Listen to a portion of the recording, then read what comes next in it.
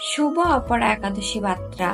আসছে 23 মে রোজ শুক্রবার পবিত্র অপরা একাদশী ব্রত।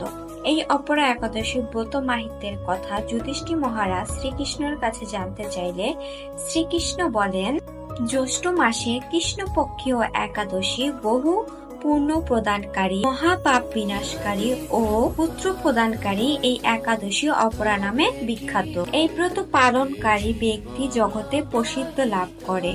ব্রহ্মহত্যা, গোহত্যা, ব্রণ হত্যা, পরনিন্দা, পরস্ত্রী গমন, মিথ্যাবাসন প্রভৃতি গুরুতর পাপ এই ব্রত পালনে নষ্ট হয়।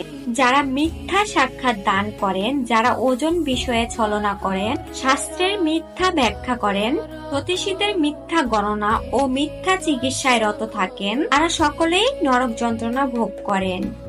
এই সমস্ত ব্যক্তিরাও যদি এই ব্রত পালন করে তাহলে তারা সমস্ত পাপ থেকে মুক্ত হন। মগ রাশিতে সূর্য অবস্থান কালে মাঘ মাসের প্রয়াগ স্নানে যে ফল লাভ হয়, শিবরাত্রিতে কাশীধামে উপবাস করলে যে পূর্ণ হয়, গয়া ধামে বিষ্ণু পাদ পদ্মে পিণ্ডদানে যে ফল পাওয়া যায়, সিংহ রাশিতে বৃহস্পতির কুম্ভে কেদারনাথ দর্শন, হরিকা আশ্রম যাত্রা, বদ্রীনারায়ণ সেবায়, সূর্যগ্রহণে কুরুক্ষেত্রের স্নানে, হাতি ঘোড়া স্বর্ণ দানে এবং দক্ষিণা সহ যজ্ঞ সম্প্রদানে যে ফল লাভ হয়, এই অপরা একাদশী ব্রত পালন করলে অনায়াসে সেই সকল ফল লাভ করা যায়। তাই আমরা সবাই ভক্তি নিষ্ঠা সহকারে এই অপরা একাদশী নিজে পালন করব, অন্যকে পালন করার জন্য উৎসাহিত করব।